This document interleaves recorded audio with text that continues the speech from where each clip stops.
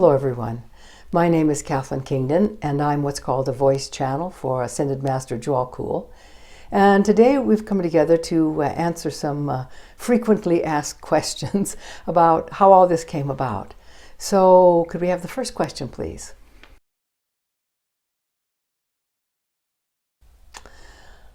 Well, that is quite a story. It was a long time ago, way back in 1983. And I was engaged, getting ready to get married, and 2 weeks before the wedding, this guy takes a powder.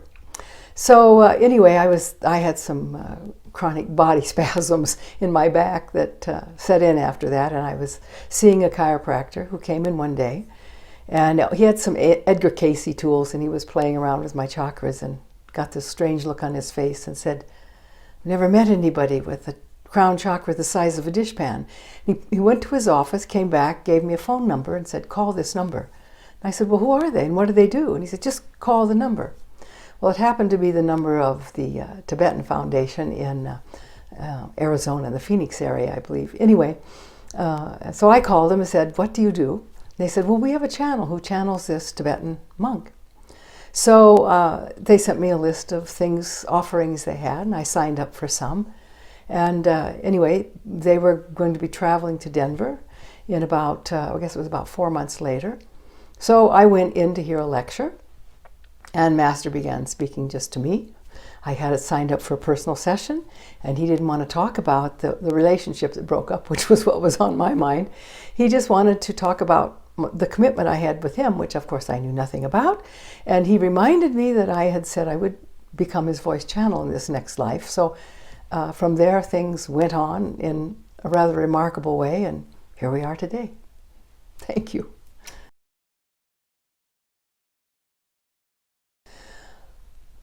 Lots, but probably not in the conventional way, since this was sort of a plane-to-plane relationship.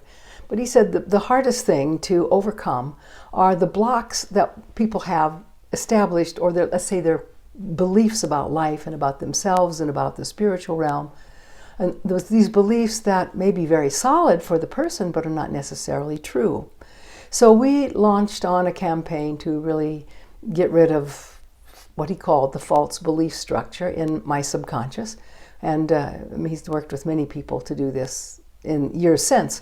But what he said was, reserve Saturdays for me. Now at the time, I was working at one of the top large law firms in Denver. And so I had a 5-day-a-week, sometimes 6-day-a-week job. Anyway, so he said, leave Saturdays for me. So we spent about 2 years working 8 hours per Saturday, where we just started working with beliefs about life, beliefs about me, my own limitations, my sense that I couldn't do this, or my sense that this was an impossible thing, that things like channeling weren't real, because I didn't have a background for it. Until I met him, I'd never had a channeling previously. So it was a long, long time with a whole lot of work.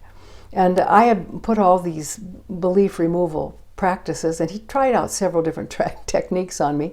But anyway, we ultimately ended up using mostly this most simple one. But so I had all these notebooks. And one day I was walking through my home and I thought, there's all these notebooks that are filled with all my false beliefs from prior lives and this life. So I had a big bonfire, burnt them all. I think I had 15 3-inch notebooks full of false beliefs. So as you can see, it was quite a purge. But that was mainly the training. Other than that, when I went to the Phoenix office at his behest, and basically it was announced that I was going to be his next channel through this other channel he was working with, Janet McClure.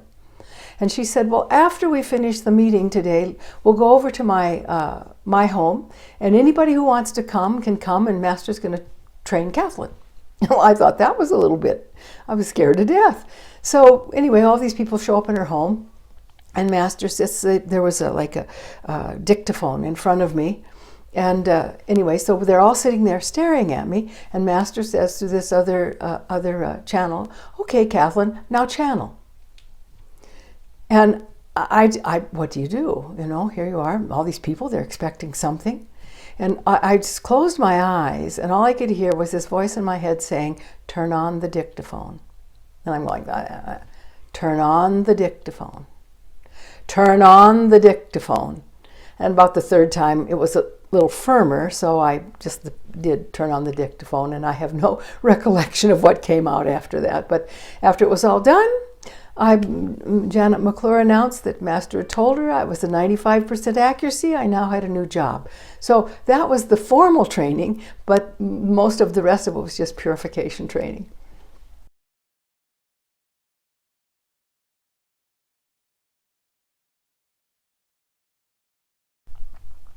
Well, it was pretty interesting, actually.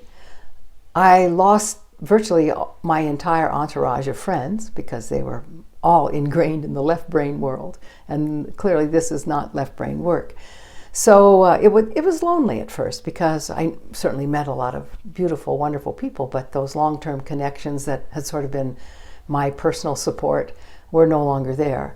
And I think that was the most difficult thing, and it took several years to sort of pull myself out of that left brain perspective. You know, the questions that people would ask of Master were certainly not the kind of questions that I would hear when I was in the law firm. The whole linear process of thinking was a little bit different from people who had a lot of spiritual practice. Not everyone, of course. But it was just a sort of a re-education process where I had to really understand who I was without my entourage of friends, or who I was without those that I had been close to in a lot of years. It was just too much of a transition for most of them to accept. So getting into it was fairly lonely, and I found it in the early days. Well, basically he had me start out so immediately with audiences, big audiences, within probably, I'm just trying to think, probably within about 2 or 3 months of the time I went to Phoenix and got that training in front of all the witnesses. One of the people who was on the board of the Tibetan Foundation lived in Denver, and she had a group in her home, and she says, well, we're going to have a group channeling today, so I'd like you to come. This was the first one. There was 12 people. So I said, okay. And I'm sitting there, and I go kind of close my eyes, and Master starts talking through me to all these people. And Master then just kind of stopped. And I hear inside, open your eyes. And I said, I can't look at people and do that. And we're having this conversation. He says, open your eyes, or I will just stop completely. Because he'd sort of been talking to them while he was telling me that. But it was, and he said, and so he did then at that point, just stopped. So I'm sitting there and something like this happened. and they said thank you, and he just kind of went on channeling. And so the person on the board sent out this message to the people in the Tibetan Foundation in Phoenix. It was a momentous day. Kathlyn opened her eyes, and Master could look at us when we were channeling. So there was just all of these interesting things all along, not only getting used to new people, but kind of a new way of getting comfortable with it. When we went from 12, the second group we had was about 40 people. The next group was in a warehouse on the west side of Denver. It was 75 people. And then somebody got this church, and it was in no time we were having every Tuesday night 200 people. Well, that's a little bit much for someone who wasn't even sure she knew what she was doing. And one time he was giving a lecture on Kabbalistic mysticism. And he's going on, and I don't understand the words because they're Hebrew words. And I said to him, we had this agreement. We're talking. He's lecturing. I'm talking to him. We had this agreement. You weren't going to use my body for anything I didn't know about. We're going to do weird stuff. I don't know what these words mean. And he said, just Kathlyn, let me do my work. And I blanked out. I have no memory from that point on of anything that went on in the session. But regularly, I see these huge crowds of people coming, and I would be 10 minutes before we were to introduce ourselves to the group, I would be in the bathroom throwing up or having some other physical manifestation that was purely based in fear and nerves. But anyway, all of that took about 2 years to get over all of that and feel reasonably comfortable. I don't know. When you're the voice piece for an ascended master or a great being of any kind, I don't know that you ever feel very comfortable with it, or at least I don't, because I want to be so careful that none of me gets in the way, and it's just open channel for Master. So I think there's always a little discomfort about that, but it's certainly, I'm not throwing up anymore before we do sessions or whatever. But it was probably at least 2 years. And then I would say there were stages along the way where there was some inner development happening that I may not have known about, where I would feel like I couldn't contact Master, and then I still had to give a lecture tonight and I couldn't find him, and so on. And so we went through this time where it was really just test after test of pure faith. Shall I get up there? And sometimes I hadn't found him by the time I got up behind the podium. We're still meeting in this very large church. And so in those times I had no idea really whether he was going to be there or I was just going to stand there in front of these people all night. To his credit, he always came through. But I had to kind of develop a level of faith in knowing that it didn't matter whether I could sense his presence or not. He would do what he had to do if I just showed up and did what I had to do.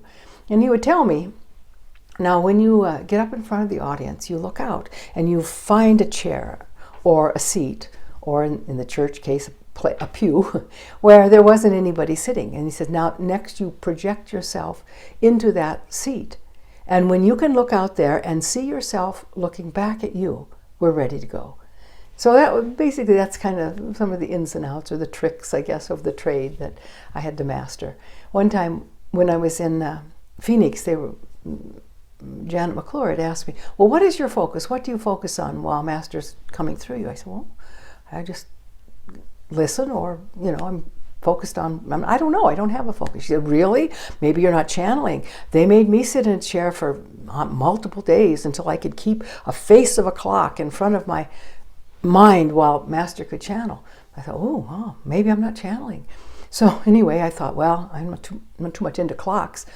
But I had been a music master. My training is all. I was the first woman to graduate with a degree in conducting from CU Music School. So I thought, well, I'll do music. So I was doing this introduction piece from the Handel piece, Judas Maccabeus. It's an oratorio. So I'm up there, in my mind, dum dum da da da, dee dee dee dee dee dee. I'm trying to focus just on the melody and hearing all the instruments come in and so on.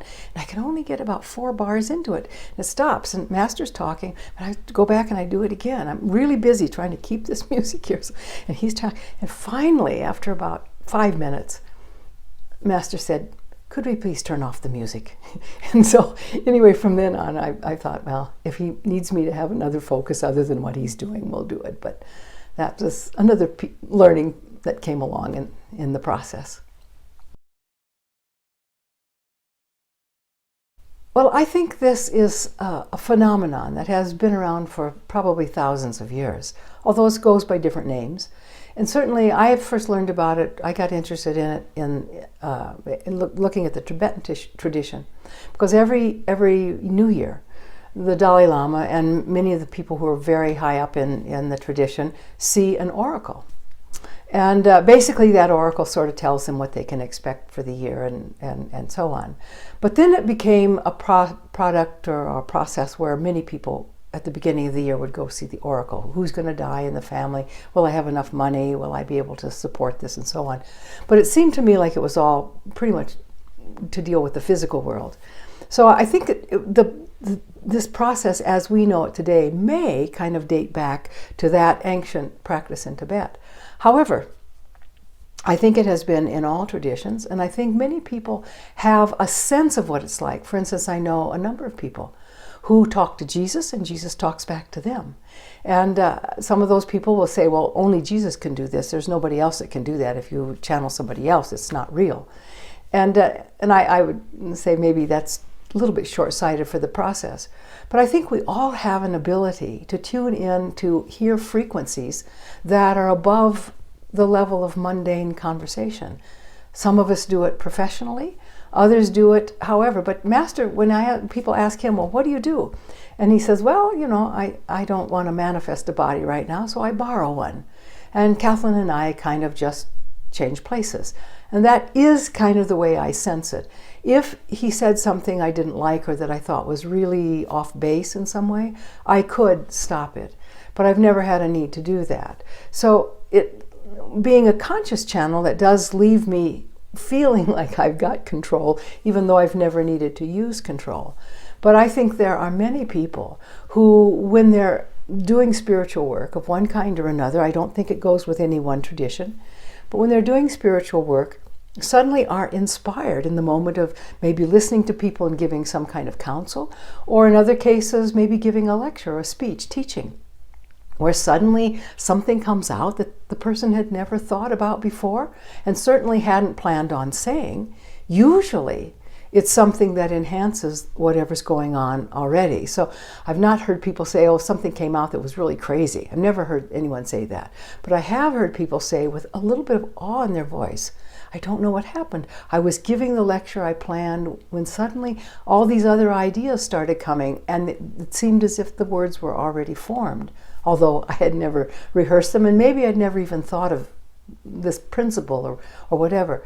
So I see it as a natural process. I also believe that people gain insights in ways that have nothing to do with words or voices.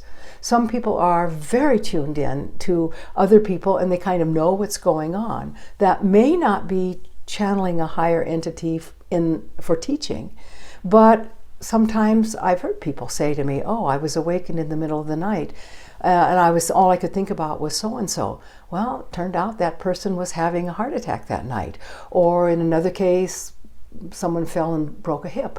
And so there is this way, something is cueing them that something is going on they need to pay attention to. It's just that I think some of us maybe have maybe a readier access to that information or that state of awareness. And I think if we have that, I think if we have that, we should use it to help humanity as much as we can. So that's kind of how I see it. I don't know that that's a definitive definition, but it isn't a situation where someone or some force outside comes in and takes over control. I've heard a lot of Americans say that they worry that I would never do that because somebody else is in control. Not really. If I really want to object to something and call the whole thing off, I can. So there is that kind of autonomy in one sense, but then, you get into it. Who wants to be autonomous from an ascended master? My goodness, come, be here, stay here. I have much more peace when I'm channeling. I see the world completely differently when I'm looking through Master's eyes. It's not just a place that's fraught with problems. Yeah, that's all there. But there's also a sense of something bigger that's perfect, even though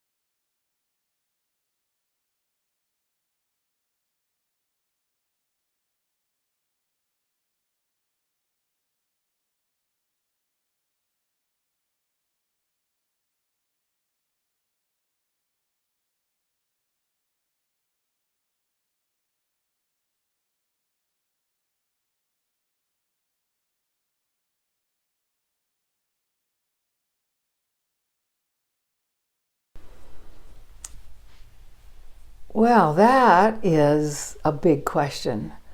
At this point in my life, I cannot even imagine having come through the past 40 years without him, frankly. What I have always gotten from it is this capacity to see a bigger picture, to feel more connected to something we call the oneness, which is really kind of a stretch for all of us here in human condition. we feel so separate from everybody else. We feel so individuated. And indeed, I think that's been the process of the development of our culture here, at least in the US. The goal has always been stressed to be individual, be separate, be different, stand out in the crowd, and all of this. And while we understand all of that, it is important in certain levels of development. There comes a time when it seems kind of irrelevant. We still have whatever we have to offer, and that still is uniquely our gifts. But that ego need to prove it, or to somehow drive it home in a way, to compete, to come out on top, I suspect will always be some remnant of that. But for me, at least, it has really changed. And the one thing I think I've learned in stages over all the years is that we don't have to resist. Resistance is such a natural reaction from the ego. Someone says something I don't like, I have to say no. And I say it emphatically so they'll know for sure I don't agree with them. And yet, I'm not sure my taking an emphatic stand helps me or helps the other person. It doesn't help the community as a whole. It's just two egos battling over the same ground. And I think so many of the problems that we've faced in our modern society really comes from this place of resistance and polarization and somehow trying to affirm ourselves above and beyond. And I suspect that's different for every person, but at least for me, particularly this last year, I've really tried to question myself, well, what if I just don't resist? Someone wants me to do something, and yes, it's going to take my time, take me away from a project maybe I think is really important, but what if I just don't resist inwardly? You know, my style is to probably try and figure out how to do it anyway, but then feel the resistance inwardly, watching the clock or thinking how much energy this takes or so on. And so my own personal challenge has been to just quit resisting. This is what life is serving up in this moment. What if I just did it? And that, you know, most people think of all the things that could go wrong with that. If I did that, this would happen, this would happen, this would happen. I wouldn't be my own person. And maybe none of that's true. Maybe it's just hype that we hear from those lower parts of ourself that are so wedded to being individual, different, separate, apart, bigger than, whatever. And maybe all of it is a waste of time. And I know, you know, at different stages of life, certainly people have to fulfill their potential, and they do it in different ways. So it's not a criticism of anything being any way. It's just that in my own process, the less that I resist in what life is giving me, the more I feel attuned with a higher dimension, a higher frequency, indeed master. As my perception of him is he has no resistance. He has wisdom, which means, you know, somebody asks a question that's inappropriate. He says, well, no, that's not appropriate here. Ask that at another time. Or sometimes he says, well, why would you even want to know that? And so it's not that he can't say no or draw a boundary when it's needed, but there's just none of the energy of resistance. He doesn't resist people who come to him, even those who kind of say negative things. He doesn't resist any of that. And I think if we, as, let's say, the whole human race, could sort of give this up, this penchant for resisting, for digging our heels in, for polarizing, for taking a stand in opposition to, I mean, I don't know what that would look like. The assumption is that somebody else would just come in and take over. Maybe, but maybe not. Maybe we don't yet know, or maybe we have not yet dreamed and effectuated another reality. And so I think for me personally, one of the things that I always experience when Master comes through is his profound love for whoever. If it's just one-on-one, he's maybe doing a personal session with someone, or if there is an entire group of people. Recently, it's all been by Zoom teleconference. And yet, I still feel this immense love that he feels for each one. And sometimes when people are telling their story, I will feel a tear come into my eye. And I don't think it's that Master cries exactly, but I know he is so touched with things that we might not even see because of our own callousness, because of our own personal training, our own cultural biases, our own whatever. There's so much that goes on that we as humans don't see, partly because we're not looking for it, and partly because we have hardened ourselves in some situations, or accustomed ourselves in other situations to see in a certain way, to believe that what we know is actually true. And he brings all of that into question, and for me that has been remarkably growthful.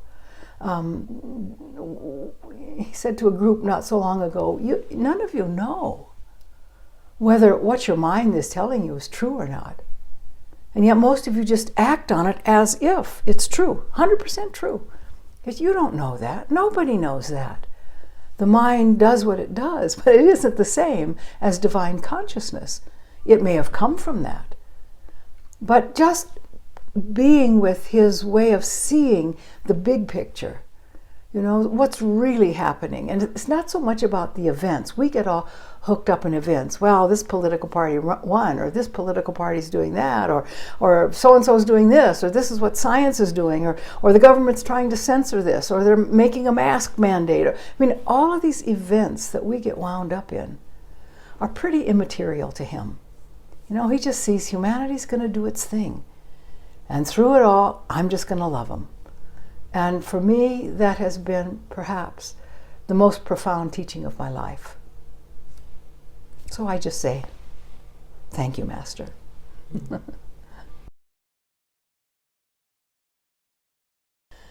Well, probably lots of them. I guess the one that comes to mind was in that first meeting I had with Master when he and Janet came to Denver.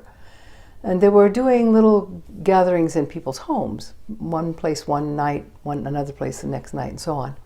So I showed up to one, and basically this was a lecture on earth changes that were coming. That's what remember, this is 1983. And so basically I was kind of sitting over taking my notes in one place, and he would go on and on about earthquakes and the phenomenon of storms changing and so on and so forth. And all of a sudden he stopped talking or stopped channeling through Janet, turned, looked right at me and said, "Is that about what you've been getting?" Well, I hadn't been getting anything, of course, but there were two men in the audience who stood up, and as if it had been choreographed, they both stood up, put their hands on their hips, and they said in unison, "Who are you and who do you channel?" And I said, "Nobody and no one," and like a very mature adult, ran up the stairs and locked myself in the bathroom. And so anyway, because then the channel called for a break and everybody got their tea, I could not come out. I just could not come out. I thought if people would just go sit down, I can sneak out. But I'd come with a tape recorder, because at that time people did bring tape recorders to capture the messages. And so anyway, I could hear everybody sitting down, and it was getting quiet. So I opened the bathroom door very, very quietly. And I'm going to sneak down the stairs. I'm thinking, if I could just get my tape recorder, I'll run out. You know, I'll get out, escape from the place. Of course, where I'd been sitting, that was not possible. So I didn't really know what was going to happen. I was in one of those places where you don't really think. You're just kind of in go mode. So I'm coming down the stairs very, very quietly. And there, at the base of the stairs, is Janet, the channel, who says to me, "Do you feel like he's just talking to you?" And I said, "Well, yes, I do. Could you ask him not to do that, please?" And she said, "Well, I've been doing this at the time. I've been channeling for 2 years. I've never had this happen before." And I said, "Well, let's just not talk about it." So anyway, I went back to my chair, sat down, tried to hide behind the tape recorder, which is, in those days, were very big. They were like boom boxes. And anyway, we went on, and nothing more was said about it until we got through the evening. But anyway, that was probably one of my more regressed moments.